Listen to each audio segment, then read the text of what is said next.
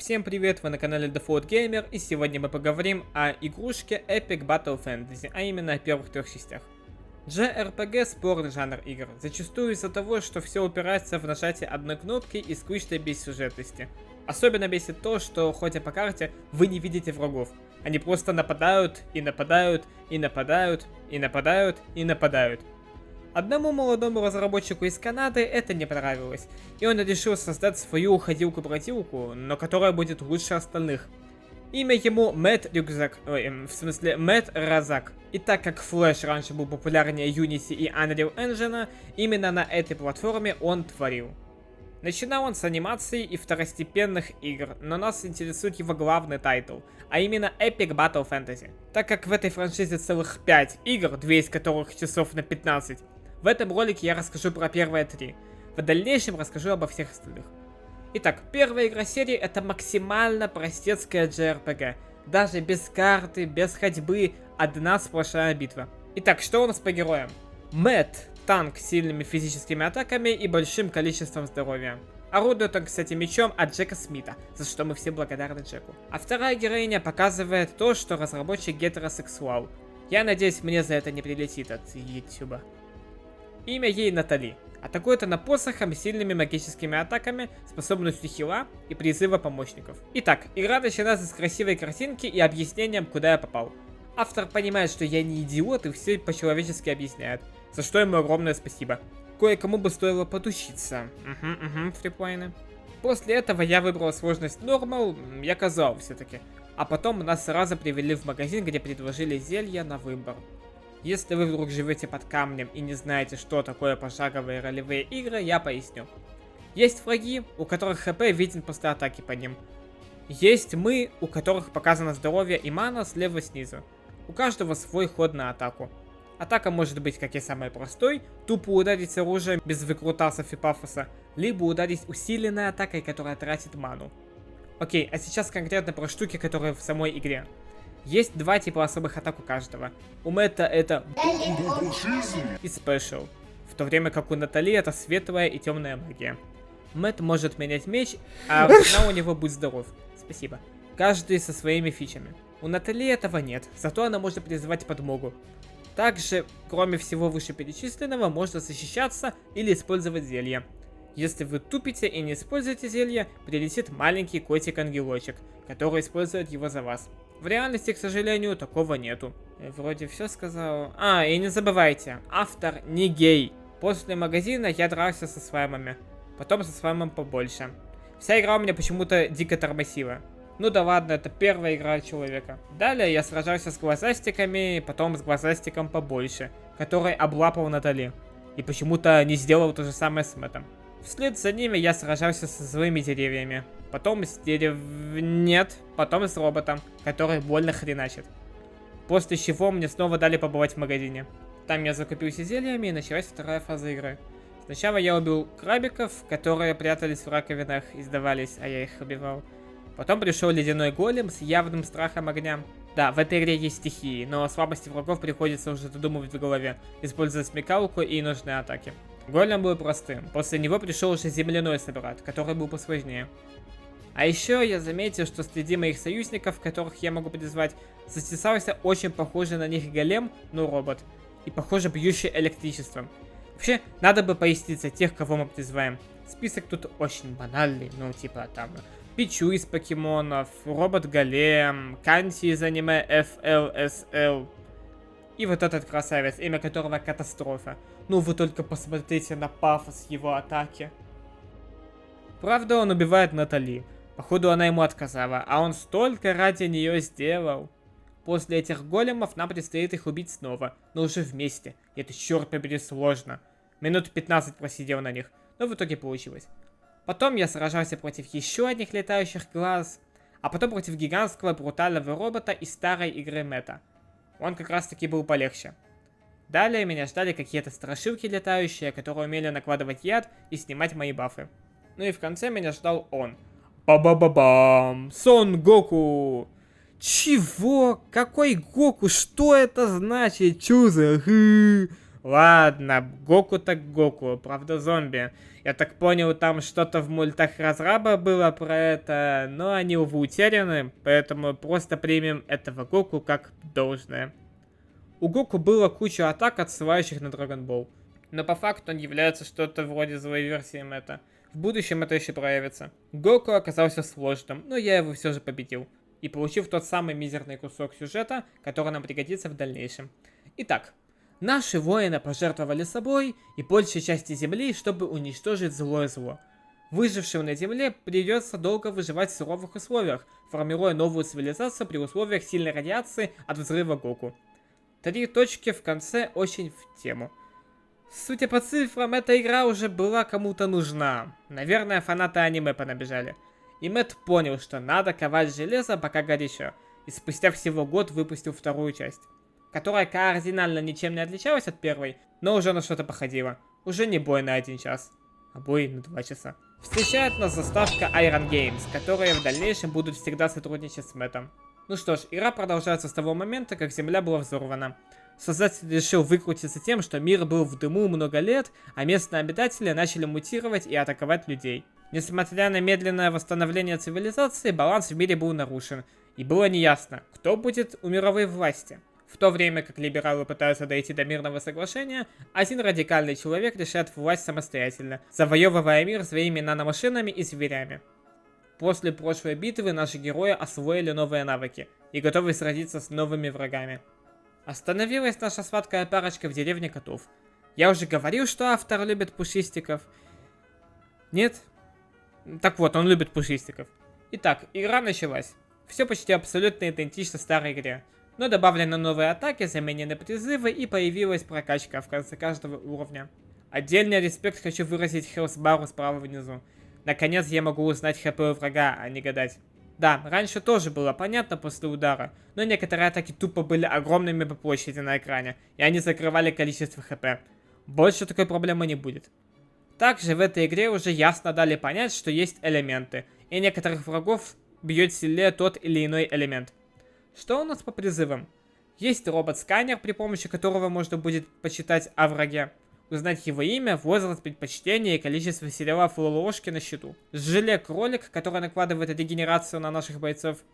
Глазастик-извращенец, который бьет лазером всех врагов. Мяу-мяу-кот с огромным мечом, который рубит всех врагов, но иногда рубит дважды, задевая при этом наших.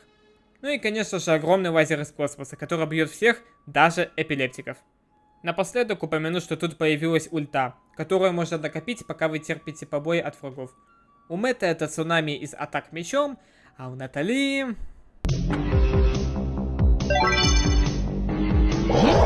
усиливает все статы, а врагов напротив. Начал я сражение с геноцида котиков. Я уже говорил, что автор любит пушистиков. А потом самого умного, который придумал таран. И закончил уровень. Да, эта игра поделена на уровни. После них, как я говорил выше, можно усилить команду. На следующем уровне меня встретил босс, который меня убил. Мне пришлось проходить сначала. Сохранения тут, как я и понял, не работают. На этом этапе я заметил, что, оказывается, мои герои умеют разговаривать и комментировать происходящее. Правда, пока что на уровне NPC. Иди обратно на кухню. Умри, ПЖ. С третьей попытки я все-таки прошел этого робота-переростка. После него мне дали чекпоинт, который таки работает. А далее продолжается сюжет. Оказывается, я победил не просто робота, а робота-охранника завода по производству оружия. Увы, завод оказался заброшенным, но зато я получил доступ к огромному лазеру из космоса, который до сих пор был недоступен. Потом я встретил чела, которого я впервые вижу, но похоже он какой-то старый противник Мэтта, и он нам предлагает поторговаться. Тем временем код наших героев, которого я максимально игнорировал, несмотря на то, что это буквально символ игры, заплутал в лесу, где было много зомби-кошек. Мне пришлось их сразить в милой мини-игре. После чего я и получил все свои деньги на покупку в магазине. Интересная задумка. Безлап, а именно так зовут кота, тащит все соло. Забавно. Готовили меня к бою с жуткими летающими медузами и элементарными черепахами. Хо-хо, очевидно, какие у них слабости. Хочу похвалить человека, который ответственен за музыку. Она тут то, что надо. Загадочная атмосфера такая. К композитору я еще вернусь, не переживайте. На следующем уровне мне повстречался голем с камнем в груди. Как я понял, когда камень синий, он боится огня. Иногда он меняет его цвет, сопровождая это соответствующей атакой. Меняет он на красный, слабость которого уже лед. Все просто. Однако этот голем и его друган камешек умели замораживать. Размораживать можно либо хилом, либо терпением. Кстати, о нем.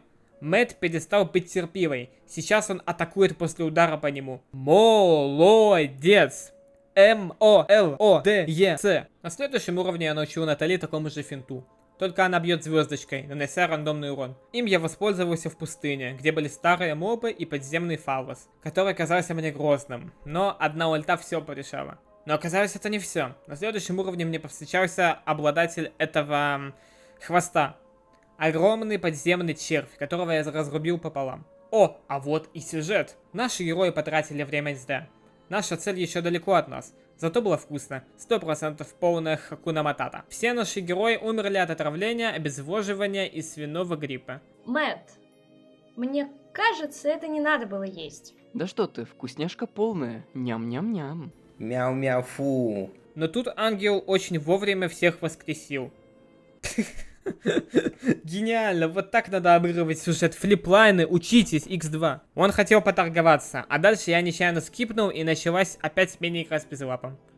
После торгов с ангелом я сражался с привидениями, у которых читерская вторая жизнь.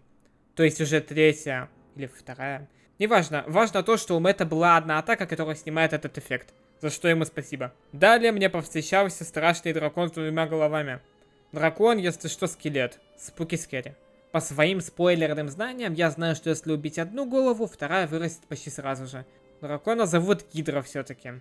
Так вот, дракон особо ничем не выделяется. Разве что у него есть ваншот атака, которой он убил Натали. На что наш Маркарян сказал: «На кухню, женщина!» Интересные у них отношения.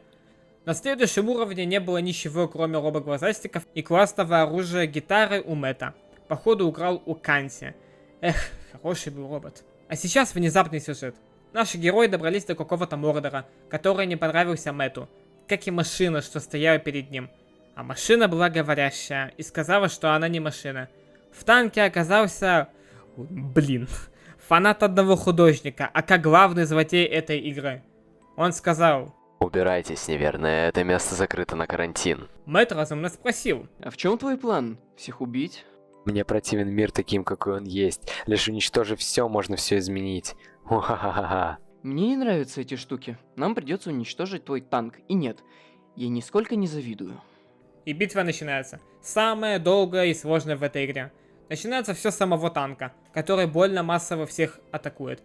После чего выглядывает злой художник и лазерная установка с ним. Танк остается в строю. Чаплина можно устранить, а вот установку не совсем. Дело в том, что после уничтожения появятся новые установки. Ледяная и радио, которые очень сильные и опасные. Даже ядерку завезли. Хотя, по-моему, это было наоборот. Не немцы, а американцы. ХП у этого танка невероятно много. Минут на 15 долбежки. Зато после уничтожения установок значительное количество здоровья танка пропадает. После этой душнейшей битвы Фашка поднимает белый флаг. И начинается финальная катсцена. Его от главной угрозы на земле была уничтожена. Танка больше нет. Но что насчет пилота? А между ним и Мэттом произошел диалог. Эй, неплохо дерешься, я оценил. Ты тоже ничего, одобряю такое. Может, завяжешь с этой формой? Напишу в титрах, что да. Но, конечно же, это ложь. Слава шампиньонам. О нет, два озабоченных мужика будут со мной тусить. Не нравится мне это. Так и закончилась вторая часть, которая, на мой вкус, во всем лучше первой. И реально, очень захватывает дух. А вот уже через год вышла третья часть, которая была совершенно next level. Потому что тут появился открытый мир. Может, немного коридорный, но с NPC, врагами на карте и сундуками с сокровищами. Это настоящая RPG. И да, эта игра популярнее в несколько раз предыдущих вместе взятых. Одно из главных преимуществ этой игры — это то, что она доступна в Steam без весомых изменений от флеш-версии. Поэтому в нее сможет поиграть каждый без особых проблем. При этом она полностью бесплатная. А как мы все знаем, в Steam бесплатные только некоторые пазлы, поэтому это стоит ценить. Игра начинается с мини-игры, где можно нажимать на слаймов, на что они исчезают краснее. По секрету скажу, что можно получить ачивку, нажав 100 раз на слаймы. Далее мне показывают внеземного уровня пафа за заставку, где презентуют персонажей и врагов. Первое мы скипнем, так как я уже этим занимался 5 минутами ранее. Хотя все же стоит, тут у них так называемая личность появилась. Мэтт у нас это фанат мечей, грибов, еды, экспы, металла и сокровищ, оставаясь при этом хейтером NPC и чего-то, куда надо вложиться умственно. Натали у нас олицетворение идеальной вайфу в стандартах нашего общества. Она умная, красивая, любит милые вещи и нежности. Не любит же она сексизм, зло, смерть, бургеры, черный юмор и все 7 грехов. Ланс это Чаплин Фан, потерпевший серьезную цензуру в связи с политикой Стима и общества в целом. Сейчас он просто военный, но никогда не спрашивайте его, где он служил в 41 году. Любит он пушки, не любит он политику, сильную броню, шутки, уклонения от его пуль. Также нам показали врагов, почему-то в невероятно маленьком количестве. Тем не менее, есть слаймы, о которых нечего сказать. Они милые, но милее в качестве мертвецов. А также элементали, которые напоминают о том, что в этой игре есть элементы, и не стоит бить огненных врагов огнем. Но это так, если вам 10 лет. Автору не хватило длины саундтрека, поэтому остальных врагов он вставил как остальные. Умно. После этой кровоиспускающей из ушных раковин музыки, в связи с ее громкостью, нам показали тихую, красивую и чуловую музыку, за которую я уже напрямую похвалю Фирну. Это творческий псевдоним музыкального продюсера большинства игр. Делает она шикарно. Более того, саундтрек к этой игре бесплатный в Стиме, что помогает мне, как человеку, у которого всегда проблема с музыкой на задний фон к видео. Нажав на кнопочку «Новая игра», мы получаем очередную дозу сюжета. После сюжета прошлой части, наше трио заплутало в какую-то древнюю гробницу, где сидело некое древнее зло, которое было в глубоком сне. Наши смельчаки ткнули его мечом, на что демон проснулся и высосал всю их силу, получив ее себе, и исказив пространство и время, после чего наши герои проснулись в деревне, без всей экипировки и навыков. Очевидно, монстр являлся угрозой для всего мира, так как обладает силой Мэтта, Ланса и Натали, и его надо поскорее остановить. Итак, вот это, конечно, да. Ладно, не стоит смеяться. Абсолютно все тут нарисовал один человек, и это Мэтт Розак. Поэтому можно ему лишь респектовать. Так как это полноценный РПГ, тут есть куча всяких вкладок. Типа там бестиарии, ачивки, вкачка брони, прокачка навыков, квесты, предметы и так далее. На первой локации был забавный диалог. Что только что произошло? Я же говорила вам не трогать эту штуку. Я не помню, как использовать пульсар из-за вас. Это выглядело как смерть, воняло как смерть. Я такого никогда раньше не видел. Предполагаю, что нас откинуло далеко. Предлагаю исследовать окрестности. Я просто хочу свои мечи обратно. Я жизнь на них потратил.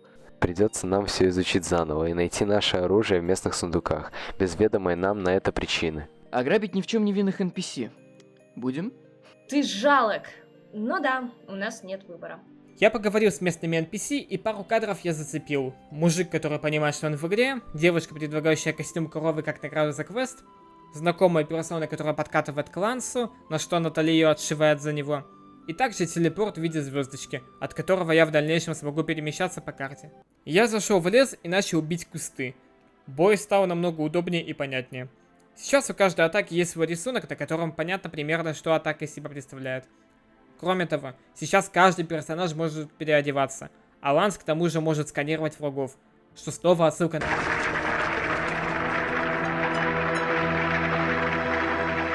Lance. What does the scouter say about his power level? It's over 9,000! В моем тернистом пути я поубивал десяток слаймов, улиток и кустов. В конце пути мне повидался огромный слайм, который был очень живучим, но которого я все-таки убил без особых проблем. По пути стояли толпы NPC, которые учили меня жизни, для случая, если у вас нету меня, который это все успел рассосать за них. Был, однако, один весьма полезный NPC, который преграждал путь, и сказал, что туда можно попасть только если у меня 10 ачивок. Вызов принят. Также тут был прикольный гэг. Ланс не понял, почему тут ходячий бекон, за что Натали его осудила.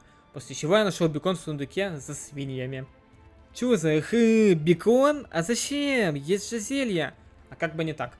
В этой игре полностью убрали зелья, заменив их разной реальной едой. Например, воскрешает нас кофе, исцеляет фрукты, а окрыляет, ну, вы сами знаете. Добавлен еще новый вид еды, одноразовый, который перманентно усиливает тот или иной статус персонажа, на ваш выбор, естественно.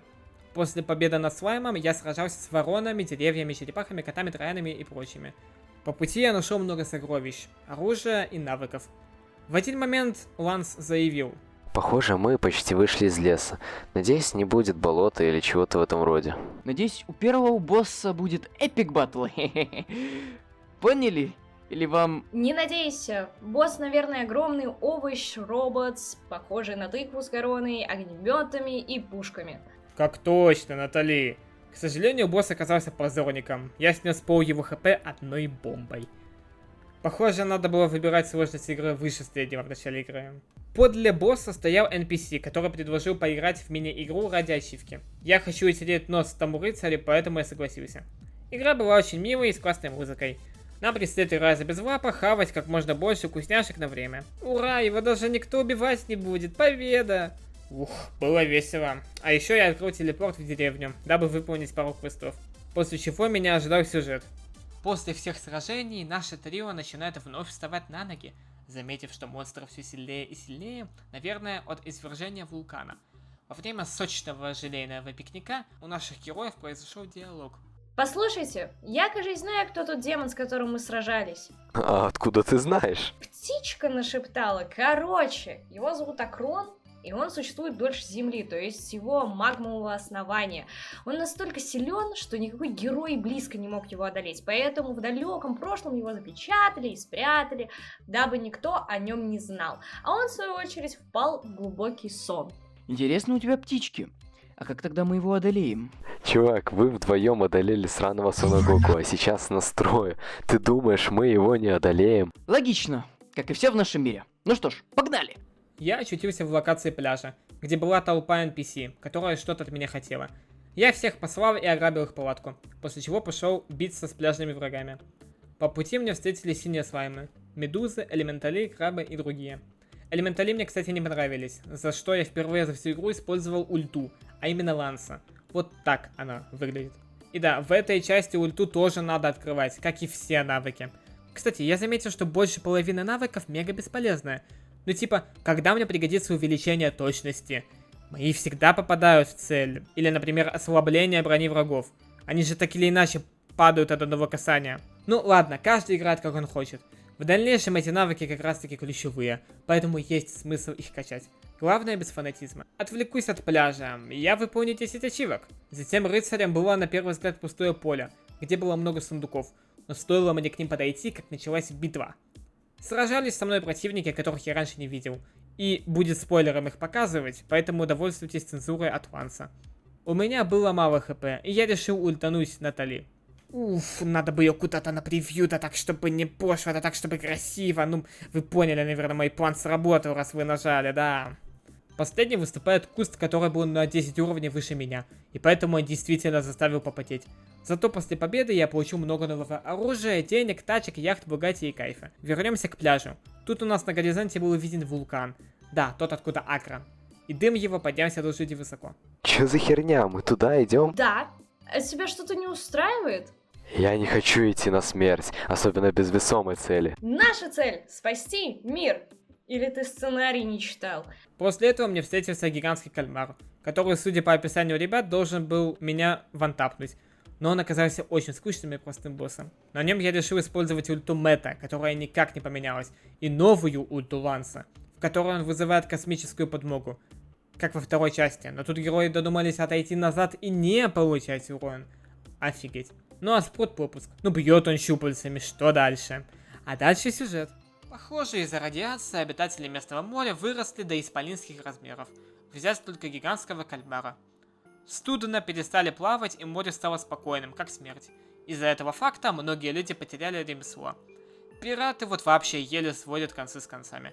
Многим воинам, которые хотят спасти мир, сейчас не под силу добраться до вулкана. Виной этому опять же выступает море с монстрами из глубин.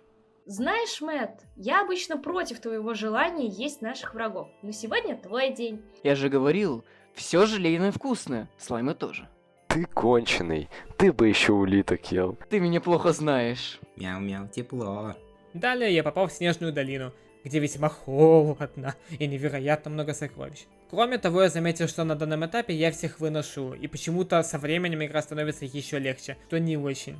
Наверное, посоветую играть на эпической сложности. Так, Итак, в Снежной долине мне повстречались такие чудики, как зимние кусты, зимние слаймы, зимние глаза, святые глаза, зимние элементали, зимние камни и монолит. Монолит, кстати, заслуживает отдельного внимания. Эта глыба наносит огромный урон, и казуализация не относится к нему никак. Даже на нормале он сложный. Посреди стужи мне повстречался некий горячий источник, где все было в гейзерах и огненных врагах. Благо ненадолго, а то я совершенно не готов к огненным врагам. Логично, чтобы здесь были мамонты, тут все-таки очень холодно. А что там насчет мамонтов? Увы, сейчас мамонтов не осталось. Ну, почти не осталось. Есть один у выхода из тундры, но до туда еще добраться надо. Очевидно, я добираюсь и попадаю в первую за игру более или менее серьезную битву. Если бы я не знал о секретной тактике с ядом, я бы сдох от нашего слона. Или их несколько, в одной атаке их 3. Ну, как говорится, наш слон как наш слонята. По классике жанра, после босса я открыл сюжет. В отличие от других локаций, холодная тундра была самой суровой. Большая часть животных видов вымерла, из-за чего был массовый голод, и люди отсюда делали ноги. Наше трио хотело съесть мамонта, но юная леди уговорила сохранить жизнь мамонта, дабы он помог им перейти через вьюгу.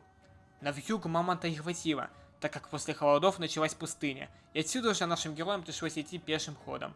Ну и зачем? Мы могли просто его съесть. Я хотела спасти его. Спаси меня лучше от голода.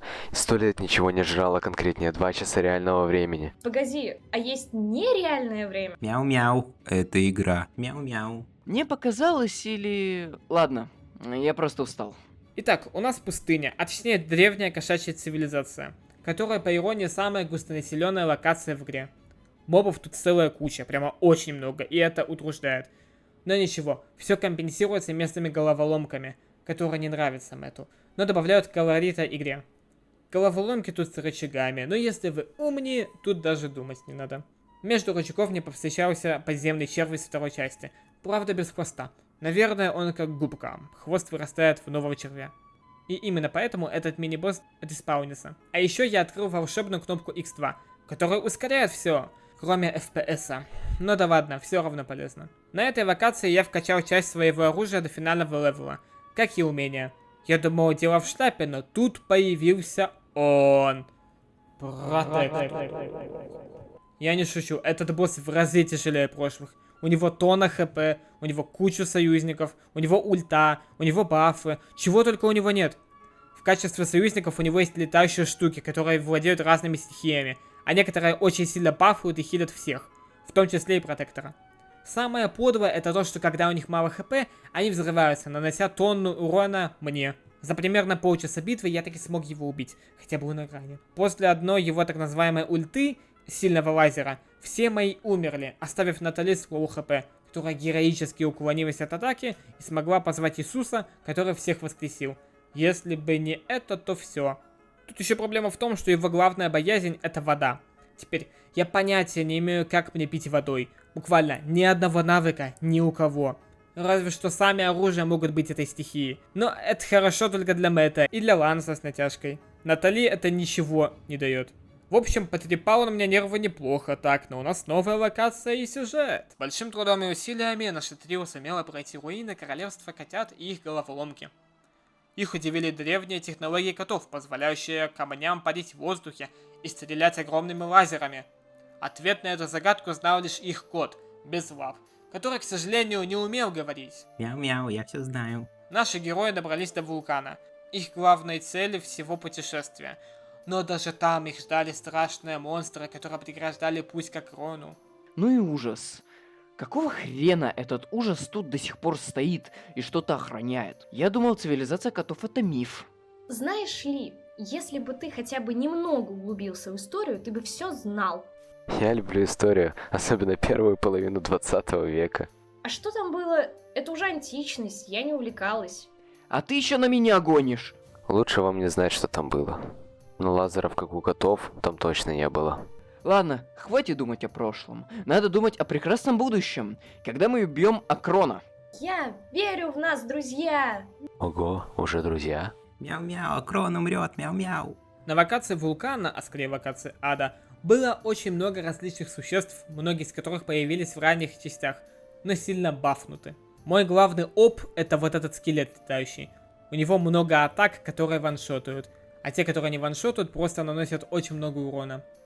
Плюс он абсолютно неуязвим к физическому урону, то есть Мэтт против него абсолютно бесполезен. Мое основное оружие против них был вот этот полезный посох, который одной атакой с высокой вероятностью мгновенно убивает врага.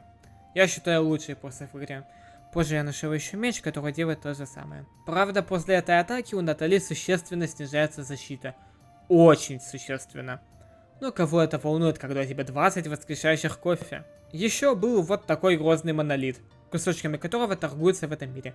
Please, buy my monolite pieces for a low price. Причем не дешево. Он умеет уворачиваться телепортами и разламывать землю надвое атакой. Но атака он один из самых слабеньких монолитов. Желтый, например, смог меня убить единственный раз за всю игру. Боев в этой локации много. Я отснял час материала, даже не пройдя половины, что немного печалит мой жесткий диск. Возле босса я увидел старого доброго глазастика, извращенца, который, как и в прошлой части, всех лапал. Но я ему преподал урок. А потом... дракон. Который меня неплохо так отобил, а точнее целый час моего времени. Ну и в прямом смысле тоже. Этот змей Горыныч состоял из 3 голов. Черная злая, которая была силой тьмы, причем очень сильной. Красная классическая, которая была огнем и была самой никчемной головой. И белая голова подонка, которая мне жить спокойно не давала, восстанавливая всем головам хп и давая им бафы. В итоге у меня получилось победить белую голову, но темная голова меня таки добила. Было обидно, особенно за час записи. Я решил подкачаться, а то я им явно уступаю по уровню, после чего решил преподать им урок. Как ни странно, во второй раз я все прошел за 10 минут, и все было максимально просто. Вот настолько важно одеваться в нужную одежду и выбрать нужное оружие, которое бьет врага по больным местам. После победы мне ничего не оставалось, как насладиться сюжетом. Наши герои прошли огромный путь, дойдя до вулкана, на верхушке которого их ожидал трехглавый дракон. Странно то, что в первый раз наши герои не встречали никакого дракона. С огромными усилиями они их победили и были уже готовы к финальной схватке. Однако храм Акрона исчез. Вместо него появилась огромная черная дыра, посреди которой и находился спящий бог. Боже, мы пришли в никуда в обоих смыслах. Почему никуда? Я думаю, Акрон здесь. А где еще? Ого, я как будто в Интерстелларе. Хорошо, что я не знаю, есть ли у меня дочь. Сейчас не время вспоминать о потомстве. Наберитесь решимости. Сейчас будет битва с божеством. Божество, мяу-мяу, бог Акрон. Даже в пустоте меня не оставили в покое. Тут были страшные драконы из прошлой части и космические монолиты, которые не обязательны, они тут только ради того, чтобы я докачался до максимального 30 уровня. Ого, это же Акрон, бог смерти! Настал тот час, будивший меня. Посмотрим, кто кого. Прожил миллиарды годов. Я был во времена, когда эволюция не начиналась. Время вечного огня. Я смерть миллиардов существ, коих убила сама природа. Известно, сколько вам осталось? За всю вечность я так и не нашел смысла своего существования. Всему приходит конец. Планетам, звездам, богам. Возможно, смысл моего бытия быть убитым. Все же бессмертная судьба, жизнь моя. Я восхищаюсь вашей такая невероятная сила. Боги! Остался лишь один монолит. Наверное, это ничего не значит. Акран остается загадкой. Неясно, как он связан с эволюцией и как он влиял на жизнь раньше. Ясно лишь то, что он обезумел. И вместо напутствия жизни, он решил ее уничтожить во имя своего эгоизма, высасывая энергию из Земли и ее обитателей. Он стал угрозой, которую нельзя игнорировать. Наши 3 легендарных героя оказались как раз кстати. Они спасли мир при помощи дружбы, веры и помощи. А все, что было дальше, история. Финальный сюжет. Смотрите, я воскресила мамонта! Какая же ты умница, Нац. Кто-то сказал нации? Ну, Натали сокращается в Нац. Мне кажется, звучит забавно. Не доёбу. Спасибо, Мэтт. Это так мило. Что будем делать дальше? Мир вроде спасли. Не задавай глупых вопросов. Очевидно, ждать вторую часть. Вторую часть чего? Мяу-мяу, вторую часть обзора дефолта.